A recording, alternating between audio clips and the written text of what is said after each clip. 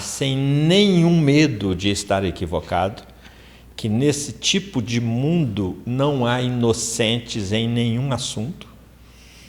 Então é fundamental que a gente resguarde isso, que todos nós podemos ter tido em vidas passadas experiências nesse campo do aborto, e alguns de nós pode ter tido experiência nesse campo, nessa encarnação, e quem ainda não teve nem no passado e não teve nessa encarnação, certamente está, como todos os outros sujeitos, a estar submetido nessa energia amanhã ou depois, ou depois, ou depois. Por quê? Porque a gente ainda não tem substância moral para falar assim, esse pecado eu não cometo, esse erro eu não pratico, essa transgressão às leis divinas eu não faço. Ainda não temos lastro para emitir essa moeda, ainda não temos esse respaldo.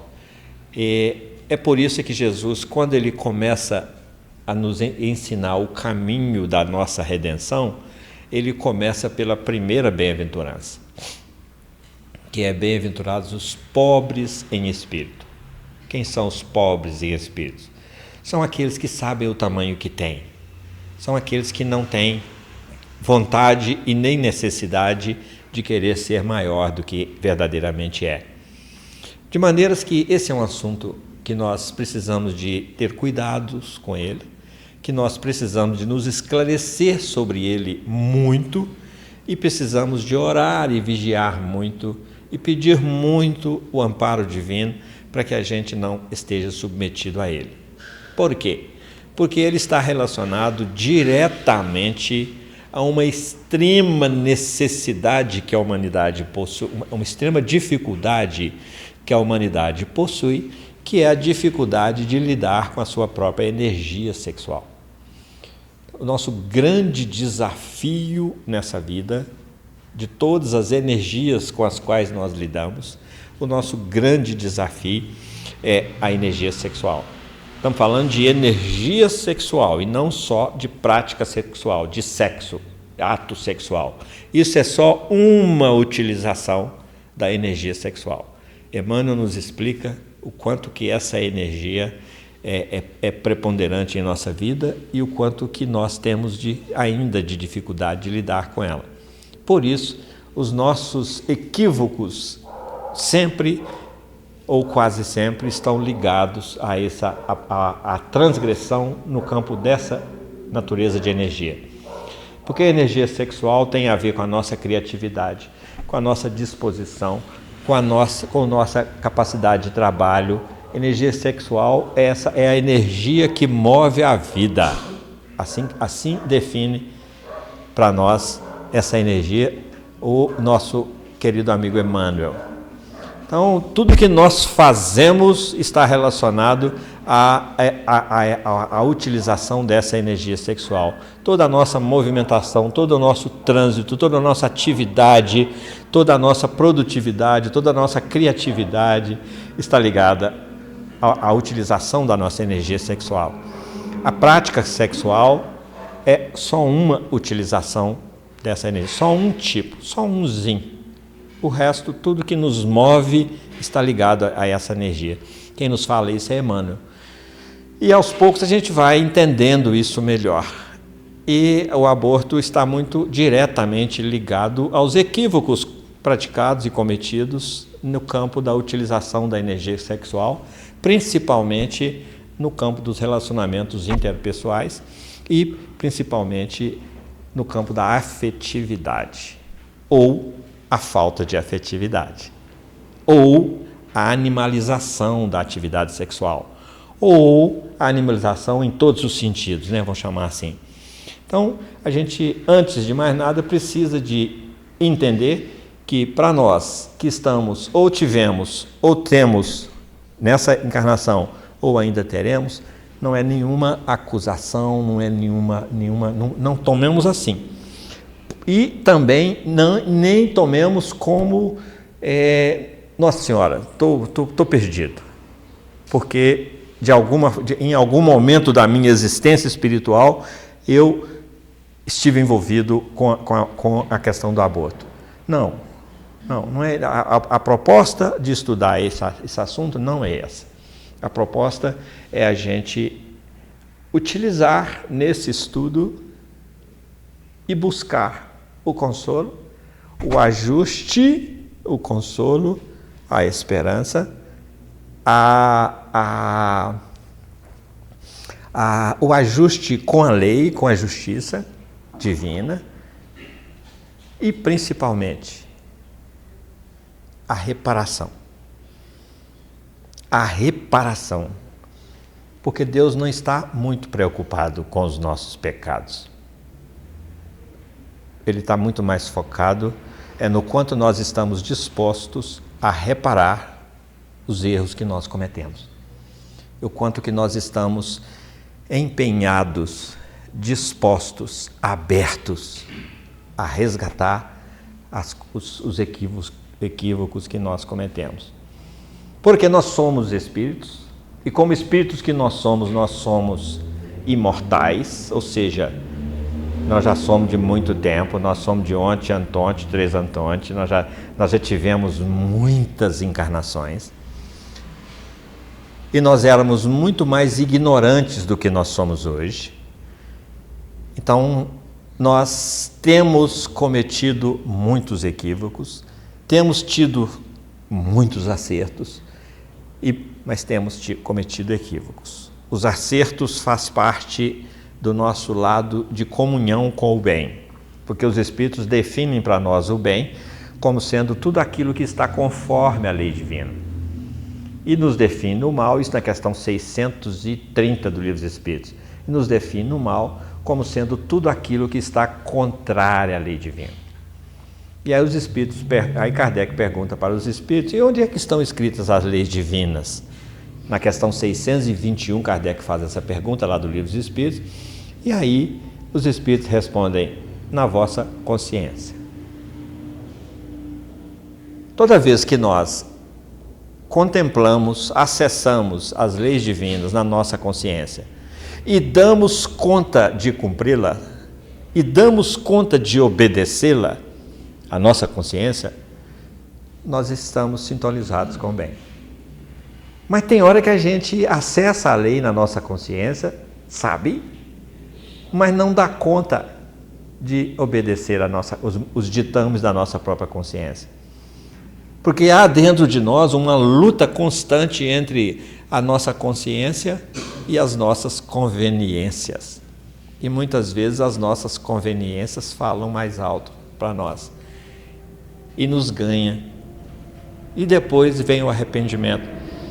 E depois vem a necessidade da reparação.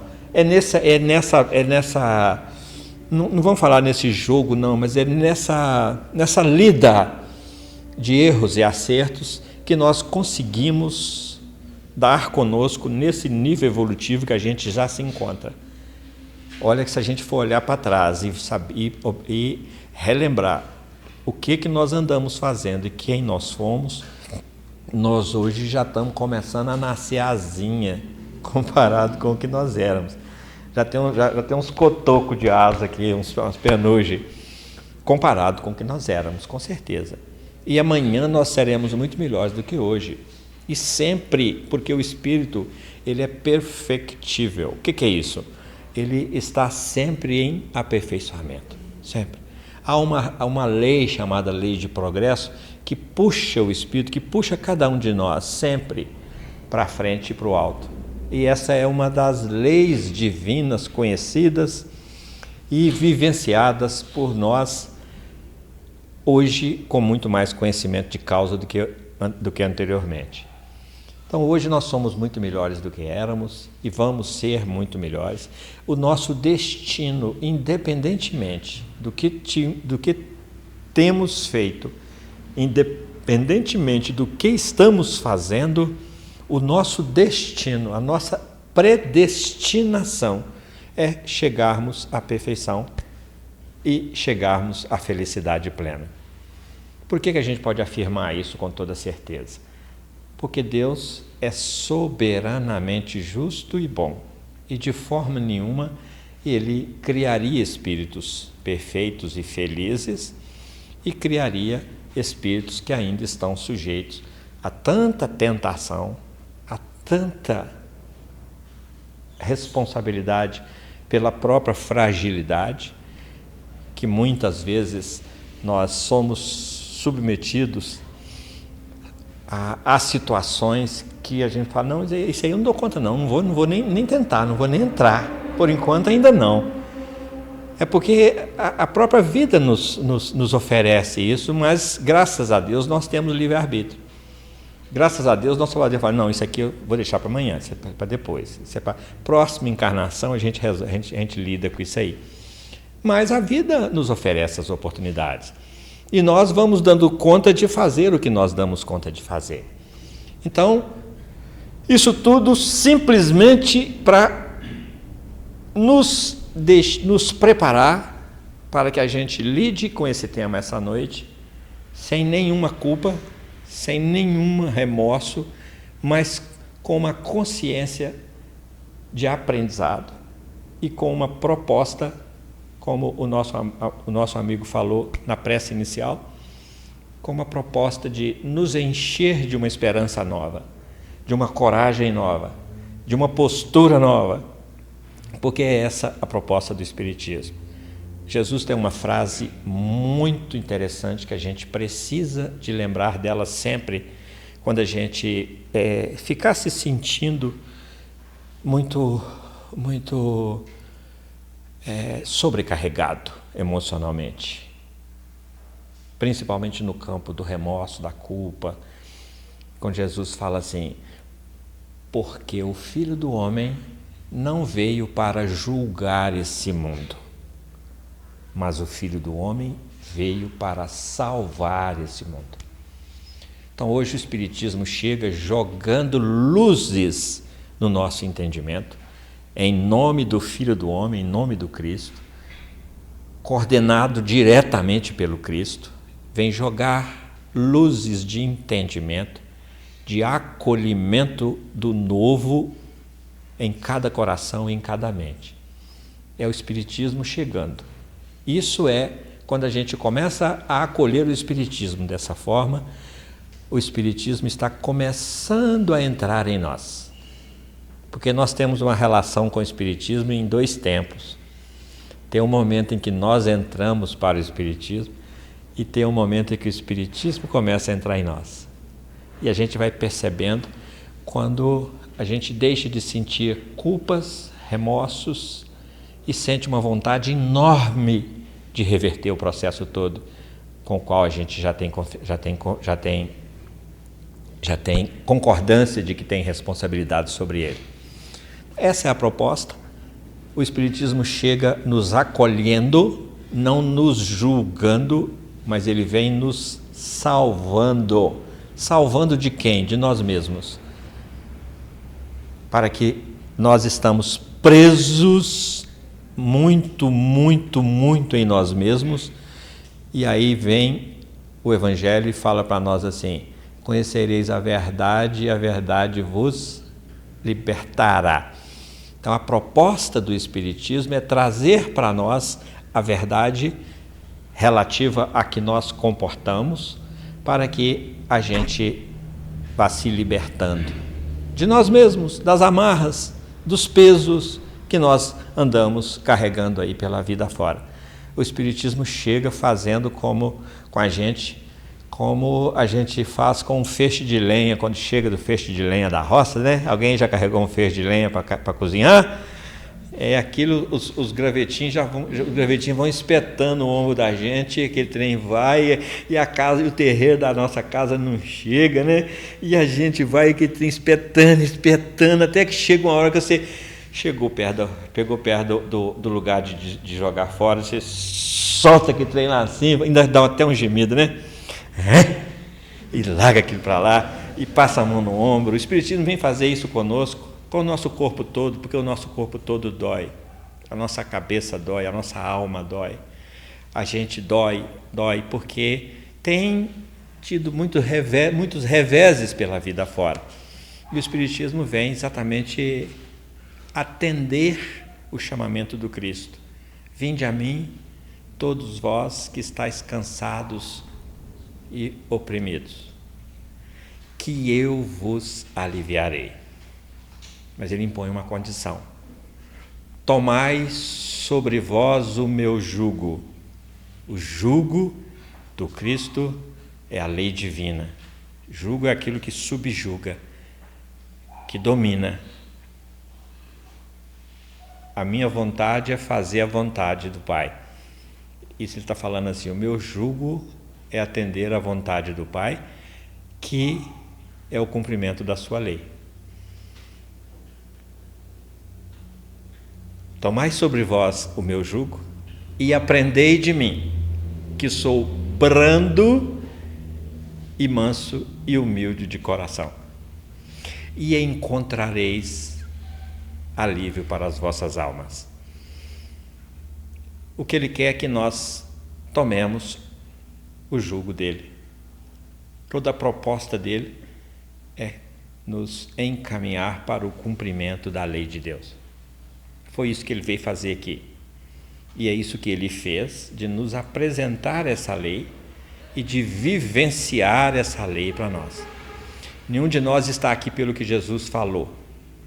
Todos nós estamos aqui pelo que Jesus vivenciou, exemplificou, testemunhou. Porque não existe força educadora maior do que a força do exemplo. E o exemplo do Cristo é que nos arrasta até aqui e que tem nos arrastado para o bem, porque Ele é o bem, Ele é do bem, Ele é o bem, né? Então, feito isso, nós podemos começar a conversar sobre o tema. Até agora foi só a introdução. Podemos começar a conversar sobre o tema. Questão 880 do Livro dos Espíritos.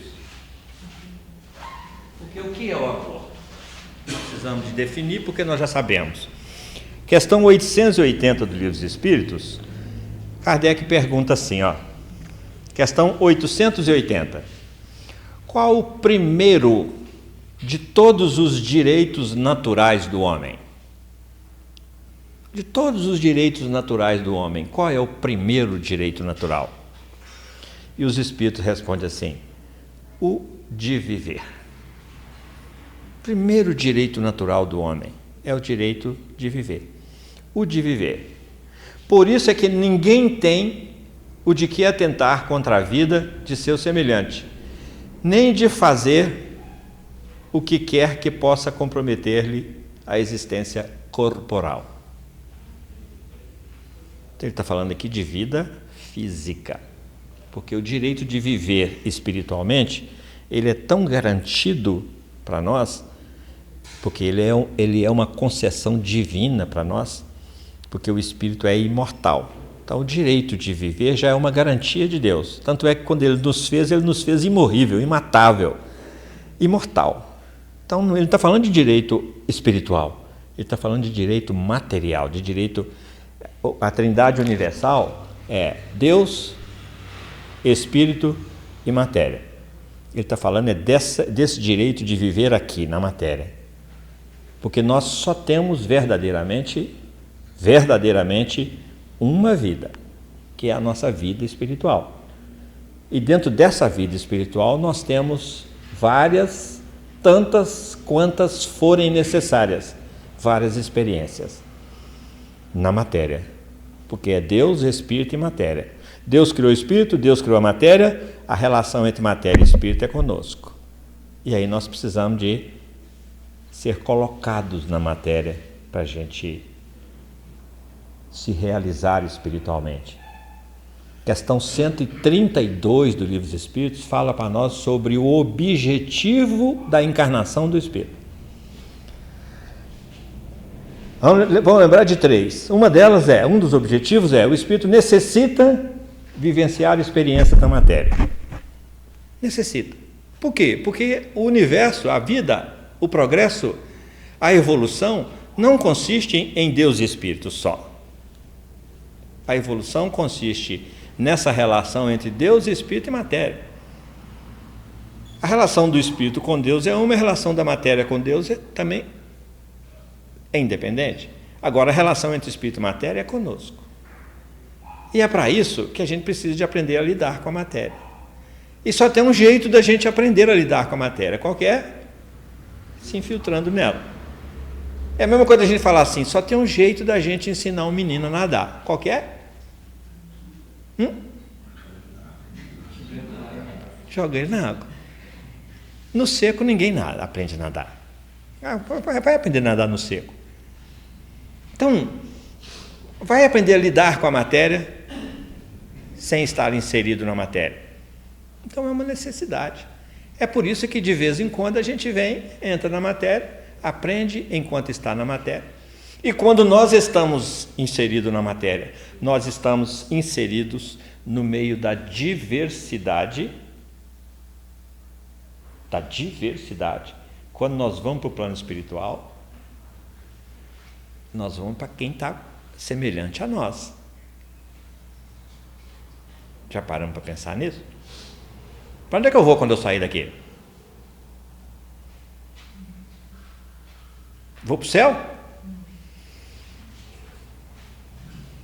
Eu vou me vincular a quem no plano espiritual? Para qual colônia que eu vou? Para aquela que eu estou afinizado com ela.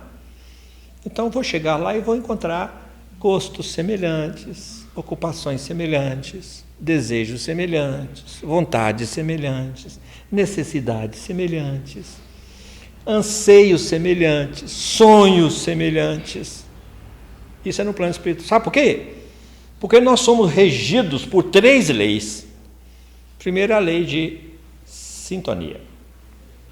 Nós estamos sintonizados com tudo, com o semelhante e com o diferente. Nós estamos sintonizados. Mas aí entra uma segunda lei, que é a lei de afinidade. Com tudo isso que nós estamos sintonizados, nós afinizamos com o quê? Aí entra uma terceira lei, que é a lei de atração. Sintonizou, afinizou, atraiu. Então, nós vamos desencarnar, a nossa essência, nossa casa mental está sintonizada com tudo, mas ela está afinizada com um bloco, um conjunto específico. Ele vai ser atraído para todo aquele que é afinizado com aquilo que ele também é. Aí, o que é a reencarnação? A oportunidade de lidar com o diferente. E a gente aprende com o diferente. Eu sei ler, eu também sei. Eu sei pintar, eu também sei. Eu sei cantar, eu também sei. Ninguém aprende nada com ninguém. Agora, se o outro fala, eu sei ler, não, eu sei cantar, então eu vou te ensinar a cantar, você me ensina a ler. Você me ensina a pintar. Aí aprendemos com os diferentes. Você me ensina a ser tolerante, que eu vou te ensinar a ser menos mentiroso. Só um exemplo. Ser menos maledicente. É isso que a gente está junto no meio da diversidade. E a diversidade, para ela ser exercitada, se tiver todo mundo na diversidade caminhando para uma direção só, também não resolve nada. É preciso de ter a diversidade adversa, que nos desafia. Aí que nós vamos aprender. Então, nós reencarnamos, entramos na matéria para isso, é para aprender com o diferente. E quando a gente chega aqui e topa com o diferente, o nosso orgulho grita e a gente quer que ele seja do jeito que a gente gostaria que ele fosse. Por isso é que a gente precisa de entender que a gente é único e diferente um do outro. E quando nós nos assumimos diferente um do outro, simultaneamente nós também recebemos a informação, a convicção de que nós precisamos de parar de querer que o outro seja do jeito que nós gostaríamos que ele fosse. Que fizesse do jeito que nós gostaríamos que ele fizesse. Então, é nisso que a questão 880 vem falar para nós. Qual que é o primeiro direito natural do homem, do ser humano? O direito de viver. Ele está falando sobre o quê? Qual que é o 5º mandamento? Alguém se lembra? Não matarás. Esse é o 5º mandamento. Tem 4.000 anos aproximadamente, que a gente conhece já esse mandamento. Não matarás. E a gente lá entendeu, e era isso mesmo, o mesmo assunto que nós estamos falando agora, não matar, de tirar a vida. Mas hoje o Espiritismo chega e abre esse entendimento assim com muita ênfase e com um campo muito vasto, muito extenso. Não matarás é maior do que tirar a vida, hein? Não matarás é não matar a esperança, não matar o sorriso, não matar a alegria, não matar a iniciativa. Mas hoje aqui é não matarás mesmo, não tirar a vida de ninguém, que a gente é chamado a refletir. Então, só para a gente ir entendendo o posicionamento, porque a nossa conversa hoje não é o aborto segundo as nossas convicções, não. E nem segundo os nossos pontos de vista, não. E nem segundo o nosso personalismo, não. O nosso tema hoje é o aborto na visão dos espíritos. Na visão espírita. Não é nem na visão espiritual ou espiritualista, não. É na visão espírita. E quando a gente fala, qualquer assunto que a gente fala, que a gente estuda na visão espírita, necessariamente essa visão espírita precisa de ser filtrada pelos 15 princípios fundamentais do Espiritismo. Precisa ser filtrada pelo nosso entendimento em Deus, Jesus, Espírito, Perispírito, a casa está pintando e os 15 princípios básicos não estão aqui. Deus, Jesus, Espírito, Perispírito, evolução, lei de causa e efeito, imortalidade da alma, mediunidade, plano espiritual, vida futura, pluralidade dos mundos habitados. Então, quando a gente fala assim, assunto tal na visão espírita, é na visão dos princípios fundamentais do Espiritismo. Não é só de alguém que trouxe aquela visão, não. Isso está de acordo com os princípios fundamentais do Espiritismo? Está. Então está de acordo com a visão espírita. Espírita, não é espiritualista. Quer ver? Imortalidade da alma na visão espírita é uma coisa. Imortalidade da alma na visão espiritualista é outra coisa. Porque na visão espírita, a imortalidade da alma, ela diz, o espírito está aqui agora, ele, segundo o espiritualismo, ele morre, a criatura morre, e o espírito vai, não sabe para onde. A doutrina espírita chega e fala, vai para o plano espiritual, porque é de lá que nós viemos. E nós viemos aqui com um objetivo específico. E quando se mata, interrompe-se esse objetivo na vida da criatura. E nós não temos esse direito, que é o que a questão 880 está falando. Então, nós não estamos falando especificamente de determinado tipo de cerceamento da vida, não. Nós estamos falando da retirada da vida, que nós não temos esse direito perante a legislação divina. É o que a questão 880 fala para nós. Então, qual que é a grande questão quanto ao 5º mandamento? É porque toda vez que nós matamos, nós contrariamos a lei de Deus. E quando a gente contraria uma lei, a gente vira criminoso contra aquela lei. É assim ou não é? É isso que eles estão falando para nós. Quer ver como é que eles falam isso para nós? Vamos na questão 357. 357, do Livro dos Espíritos. Kardec pergunta assim, que consequência tem para o espírito o aborto? Para o espírito que está reencarnando? Que consequência que tem para ele o aborto? Eles respondem assim, é uma existência nulificada e que ele terá que recomeçar. Então, que consequência que tem? Atrasou ele. Tirou dele a oportunidade de aprendizado. E a oportunidade de se exercer como espírito na matéria. Que todo mundo tem esse direito, mas daquele foi tirado. Nulificou a iniciativa dele. Que iniciativa? Será que a gente ainda acha que uma reencarnação acontece assim por acaso? Lá em casa, fulano de tal está grávido. Será que a gente imagina assim, tá. Será que é a cegonha que vai trazer? Será que a gente está nesse nível ainda? Será que a gente acha que é a cegonha que traz? Ou será, como é que é a sistemática desse processo para chegar nesse ponto? Está grávida. Se está grávida, já um óvulo se vinculou a um espermatozoide, já houve uma... Como é que chama esse trem? Uma fecundação. Houve uma fecundação, o perispírito do espírito reencarnante já se vinculou naquele corpúsculo que se fundiu ali. Pronto, já tem uma vida ali. Já tem uma vida ali.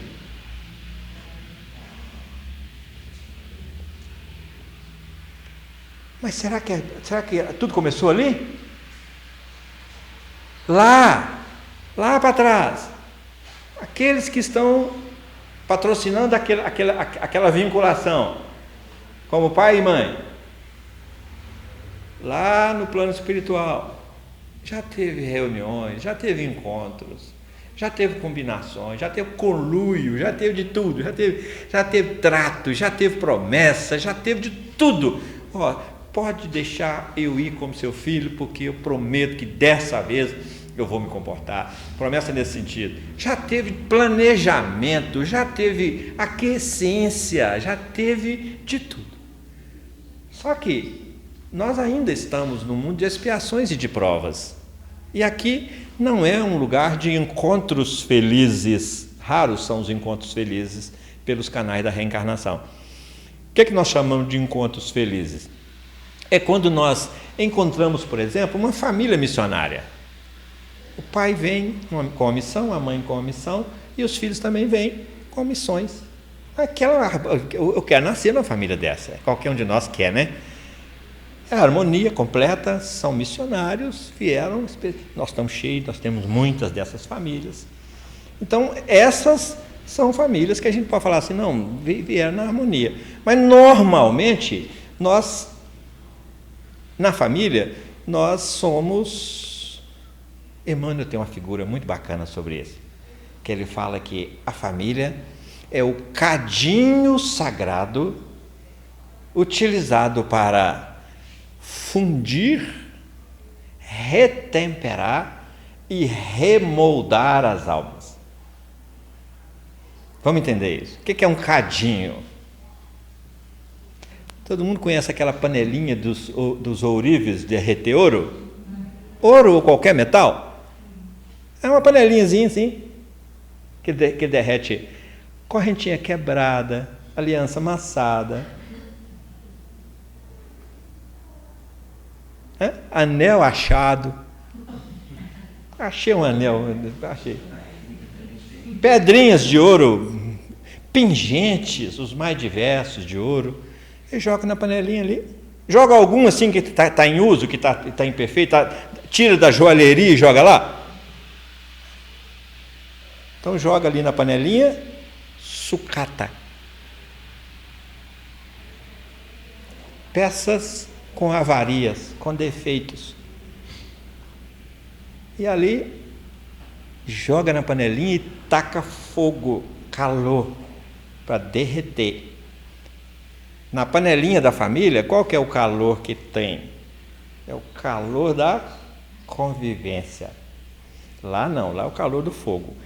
Na família, para aquecer essa panelinha, é o calor da convivência. E ali, a panelinha lá, depois que funde, derrete, aí o ourives vai lá e aí já retemperou aquilo tudo, né? Retemperou, tempera, é dureza do material. Você tempera uma ferramenta, por exemplo, para ela ficar ou mais maleável, mais rígida, com corte, a enxada, por exemplo, temperada no ponto ali, ela fica cortando demais da conta. Uma foice, um machado. Então, os ferreiros antigamente temperavam os metais para fazer ferramentas úteis, operacionais, muito mais produtivas. Então, retemperar é nesse sentido. E remoldar, dar outra forma, outro molde. É isso que a família serve para cada um de nós. Isso tudo está sendo interrompido porque cada um de nós, de alguma forma, tem uma família, a não ser que a gente venha sem merecimentos, tão devedor da lei, que a gente não mereça sequer um lar. E nós estamos assistindo muitas pessoas que vêm tão devedor da lei que não merece sequer um lar. Mas, via de regra, quem vem para dentro de uma família para poder se retemperar. Então, quando o aborto acontece, há o cerceamento desse direito e dessa criatura. E, obviamente, como todos nós ainda temos orgulho, egoísmo, que gera em nós os nossos vícios morais, dentre eles a mágoa, o ódio, a aversão, a vontade de vingar, a vontade de perseguir. Então, aquele espírito que teve a sua oportunidade cerceada, o seu direito cerceado, estão falando que vai acontecer o que acontece, isso sempre não, mas pode acontecer isso tendo em vista a natureza daquele espírito. Se ele tiver essa natureza e ela for fomentada por esse desagravo, ele vai caminhar por essa direção, por uma questão de sintonia, afinidade e atração. Ele vai ser atraído para ela. Nós não ficamos com raiva à toa não, tá, gente? A gente está ainda afinizado com a raiva. E quando a gente está sintonizado com a raiva, e quando a gente tem um motivo para afinizar com ela, a gente é atraído por ela. Nós não somos mentirosos à toa, nós não somos maledicentes à toa. É porque a gente já tem um germe disso. Ou seja, já temos afinidade com isso. Então, só somos atraídos. Tranquilo isso? Então, a questão 557 nós vimos. Algum comentário, gente? Vocês podem falar. Eu esqueci de falar no início. Pode falar. Alguém quer perguntar? Alguém quer trazer um comentário? Dou-lhe uma. Oh. E quem já passou por 3 experiências de tirar a vida? Suicídio, do semelhante e do aborto. E hoje está aqui na casa, aqui, ouvindo isso aí e compreendendo tudo. O espiritismo está começando a entrar nele. Por que a gente fala está começando? É porque... Esse sou eu. E é assim, é muito belo a gente ouvir isso, ouvir um depoimento assim, porque a gente fala assim, nossa, eu estou no caminho certo. É belo para cada um de nós, tá? Eu estou no caminho certo, eu estou no lugar certo. Eu fui trazido aqui exatamente para escutar isso. Vinde a mim, todos vós que estáis cansados e oprimidos, que eu vos aliviarei. Porque, gente, quem de nós pode falar assim, eu estou livre desse depoimento, 3 casos de não matarás em que eu estou envolvido, quem de nós pode afirmar que está livre? Ele aconteceu, foi nessa encarnação, né? Nessa encarnação. E nós, nas outras lá de trás, é só porque nós estamos na outra encarnação agora que nós esquecemos que então está livre, relaxou? A casa mental, Emmanuel fala isso no primeiro capítulo do primeiro parágrafo, do primeiro capítulo do livro Pensamento e Vida. Emmanuel fala assim, A casa mental é o espelho da vida em toda parte. Então, hoje, quando a gente toma consciência do equívoco e aceita, acolhe, sai da negação, sai do negacionismo, sai dos processos de fuga e acolhe isso e processa isso e busca, de alguma forma, corrigir isso e plantar na nossa própria consciência que isso eu não quero mais fazer, nunca mais. E aí nós temos que olhar para a questão da reparação. As oportunidades que surgem no nosso caminho da gente reparar isso. Porque não basta a gente só arrepender. É a mesma coisa, tem um ditado que fala assim, de bem intencionado o inferno está cheio. E está mesmo, mas não é um inferno lugar não, de bem intencionado o inferno consciencial está cheio. Por quê? Porque a gente fica só no campo da intenção e não realiza, e isso gera conflito interno em nós e isso gera estado infernal consciencial em nós. De bem intencionado só o inferno está cheio. Então nós precisamos de sair da intenção e partir para a ação, para a prática. Então, e de arrependidos só, também, a gente pode dizer que o inferno está cheio, porque a gente se arrepende, sabe o que precisa de fazer e não faz. Então, por isso, lá no capítulo 7 do livro Céu e Inferno, na primeira parte, o livro tem duas partes, o livro Céu e Inferno, no capítulo 7, tem o capítulo 7 é de uma riqueza que a gente precisava, estamos tendo a oportunidade de fazer o estudo dos 33 artigos dele lá no grupo onde é que a gente frequenta, que nós estamos estudando lá o princípio fundamental, a vida futura. E o capítulo 7 do livro Céu e Inferno tem o nome de Código Penal da Vida Futura. Um código a gente sabe o que é, né? Legislação. Penal, de julgamento. É nós passando pelo julgamento no tribunal da nossa própria consciência. Porque Jesus não julga, Deus não julga, o que julga é a nossa consciência na medida em que nós vamos acessando o conhecimento da lei divina. E nós vamos caindo em si, cada um vai caindo em si, e fazendo os seus próprios julgamentos. A gente às vezes acha que Jesus vai falar assim, muitos os chamados e poucos os escolhidos. A gente às vezes é levado a pensar que Jesus vai ficar lá, você vem, você não vem, você vem, você pode vir, você não vem de jeito nenhum. Como é que a gente é escolhido? Ficando escolhível. E como é que a gente fica escolhível? Entrando na sintonia dos padrões de escolha. Quais são os padrões de escolha? Leis divinas. Então, como é que eu fico escolhível? Me esforçando para cumprir as leis divinas. Aí, quando eu sou só arrependido, lá no Código Penal da Vida Futura, no artigo 16, que são 33 artigos, no artigo 16 desse Código Penal da Vida Futura, que está lá na primeira parte do capítulo 7 do livro Céu e Inferno, no capítulo 16 está falando assim, para se ver quite com a justiça divina, são necessários o arrependimento, a expiação e a reparação. Enquanto a gente não expiar e não reparar, de bem intencionado o inferno está cheio. Por que aqui é mundo de expiação e de prova? É porque no plano espiritual nós estamos em estado infernal, porque nós estamos muito arrependidos e não tivemos a oportunidade de vivenciar esse arrependimento na prática e nem de reparar isso. O que é reparar? Consertar.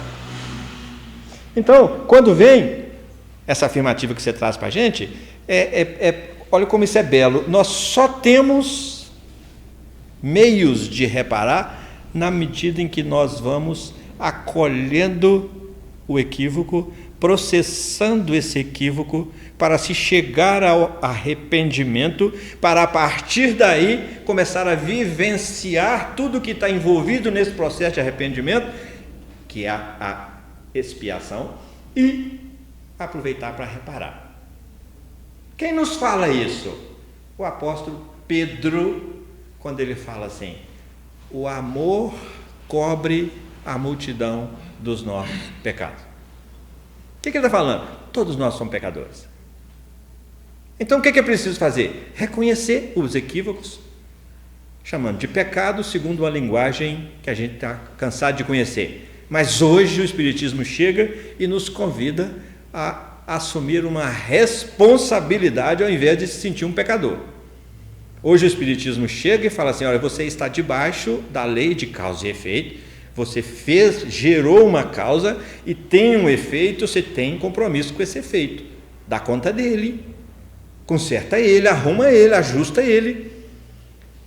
Agora, no assunto que nós estamos conversando aqui hoje, sobre o aborto, a gente tendo consciência de que em algum momento existencial nosso, nós podemos ter tido esse envolvimento, ou estamos tendo agora, ou poderemos ter amanhã, o que é que nós precisamos fazer? Arrepender, espiar e reparar. Como é que eu reparo nesse campo aí? Onde foi que eu falhei? Na infância. No cerceamento da vida da infância. Como é que eu reparo isso? Como é que eu posso canalizar a energia minha para reparar isso? Em que ações? Tem N ações. A gente vê aqui no movimento espírita, tem senhoras que dedicam a vida delas fazendo enxovalzinho para as crianças que vão chegar, ajuntando utensílios para meninas grávidas, solteiras. Tem casas espíritas que agrega essa turma, abraça essas meninas e acolhe essas meninas, e tem turma de homens e mulheres que estão nessa tarefa, fazendo o que será, gente? Reparando, acolhendo. Não é reparando simplesmente com enxovalzinho, não, é reparando com o acolhimento, com a força do coração. Então o que nós precisamos de buscar? Meios de compensar isso, porque a justiça divina, ela é compensativa. A cada um será dado de acordo com as suas obras. O amor cobre a multidão dos pecados. O que é isso? Entre na política de amor do Cristo. Entre nela. Seja um parceiro do Cristo no acolhimento e no amparo aos desamparados nesse campo em que você se sente, em que a criatura se sente comprometida. Só tem um jeito de sanar isso aí: reparar. Como é que a gente se repara? Investindo naquela área, porque aquilo, de alguma forma, consciencialmente, nós estamos envolvidos naquela área. E isso é nessa área que nós estamos estudando hoje especificamente, na área de assistência a ex-detentos, na área de assistência. Tem campos e mais campos de ação, onde a gente é chamado, convidado, convocado, intimado. Alguém faz isso? Não. Quem é que faz isso tudo? Chamado pela consciência, convocado pela consciência, intimado pela consciência. E tem hora que a gente vai até coercitivamente preso e é levado para poder participar de coisas que a gente precisa de participar dessas coisas, chamando de coisas aí, tudo que está envolvido nesse processo de reparação que a gente tem a oportunidade de trabalhar nele. Quando eu conheço gente que trabalha na sopa, fazendo a sopa, há mais de décadas. Eu conheço muitas casas espíritas, eu conheço gente demais no movimento espírita, e conheço os tarefeiros, e tem 30 anos que o Jefa oferece curso de expositor, de atendimento fraterno, de passista, de visita fraterna agora. Nós estamos começamos ano passado.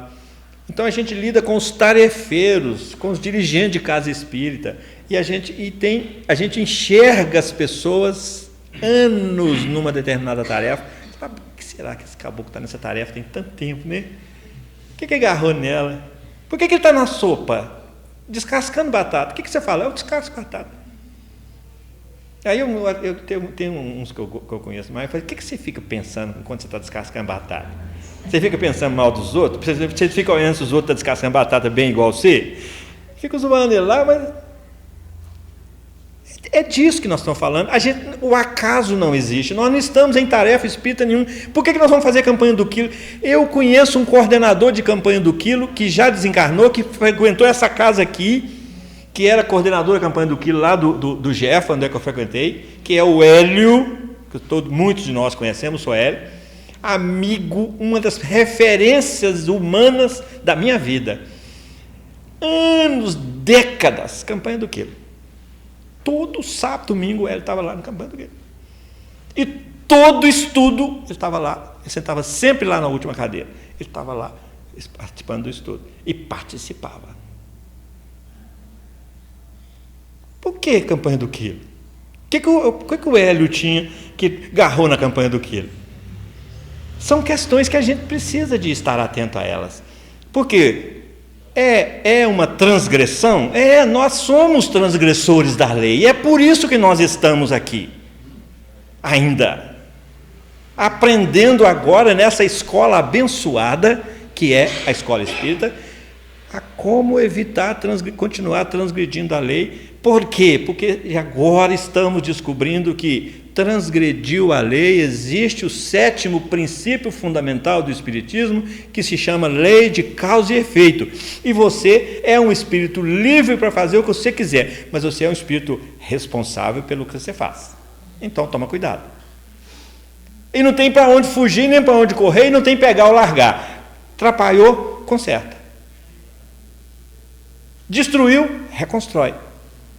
Sujou, limpa. É assim com a justiça divina. É assim com a justiça divina. E não tem para onde correr. E quem fala isso para nós? Jesus. Onde é que ele fala? Reconcilia-te depressa com o teu inimigo, enquanto está a caminho com ele. Onde é que está o nosso inimigo? É lá fora ou aqui dentro? Para que não aconteça que ele te entregue ao oficial. Quem é o oficial? É aquele que intima, é aquele que notifica, é aquele que convoca.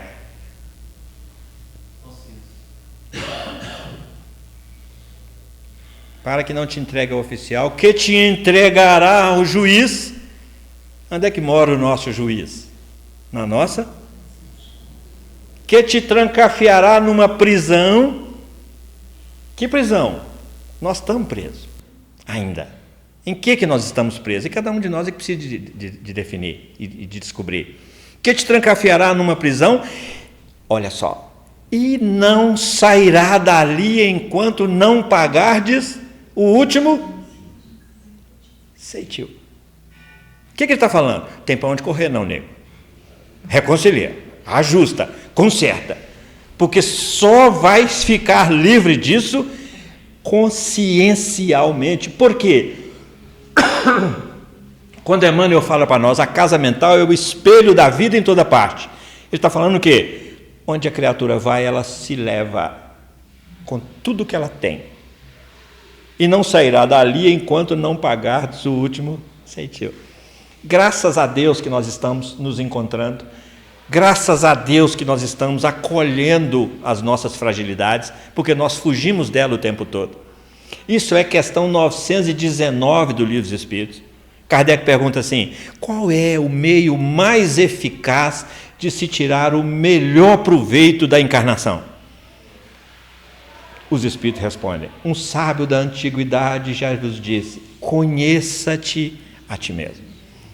Então, quando você traz essa informação de que você está deparando com essa situação e que está assumindo ela, você está me falando assim: eu parei de fugir, eu parei de correr, agora eu estou buscando me conhecer, para que a partir daí eu saiba exatamente para onde ir.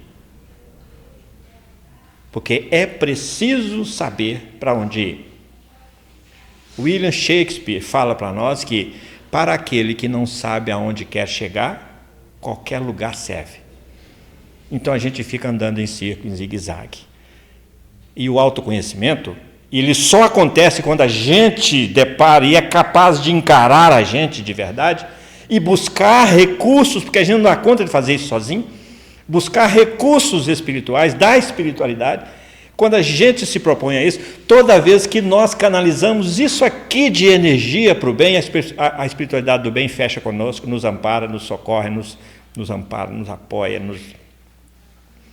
E toda vez que a gente disponibiliza isso aqui de energia negativa também, a espiritualidade ainda envolvida com a energia negativa também fecha conosco. É lei de atração.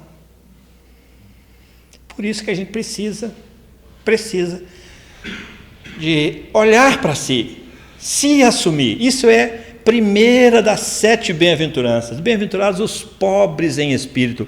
Nós precisamos de nos empobrecer em espírito. O que é isso?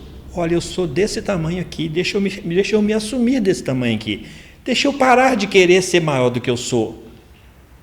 Deixa eu admitir que eu sou frágil. Deixa eu admitir que eu cometi transgressões. E deixa eu buscar força e buscar recurso para eu ir lá e consertar isso tudo. E isso vale para todos os campos de transgressão, não só para o aborto, não só para a pena de morte. É a mesma coisa da gente defender a pena de morte. Tem cristão defendendo pena de morte. Ué, não sabe do 5º mandamento, não, meu Deus. Tem espírita defendendo pena de morte, gente. Vocês devem saber que tem. Tem espírita defendendo armamento da população. Tem espírita repetindo o jargão bandido bom e bandido morto. O que é isso? Pena de morte. Então, a gente precisa de estar atento ao que está, a energia que está circulando por aí, para a gente se proteger dessa energia. Porque senão, naturalmente, a gente entra nessa energia também. E quando nós entramos nessa energia que nós estamos conversando aqui agora, nesse exato momento, nós estamos negligenciando, arrebentando, destruindo, negando o 5º mandamento. E o 5º mandamento faz parte do código penal da vida futura. Então, é o seguinte, como é que vai ser minha vida futura? Vai ser o que eu estou fazendo dela aqui agora. Como é que é hoje? Hoje é exatamente a vida futura de um passado que eu construí o que eu sou hoje. Porque nós somos exatamente o produto das escolhas que a gente fez no passado. Hoje é futuro. Amanhã é vida futura de hoje. Como é que vai ser lá? Cada um receberá de acordo com as suas?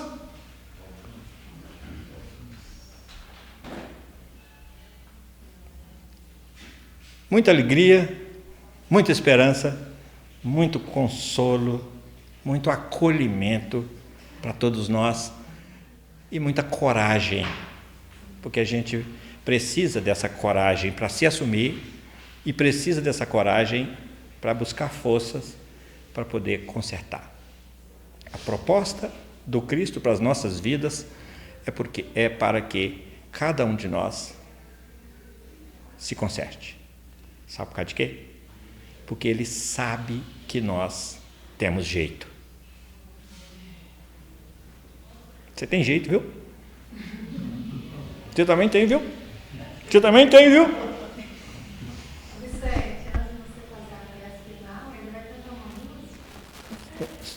Já canta.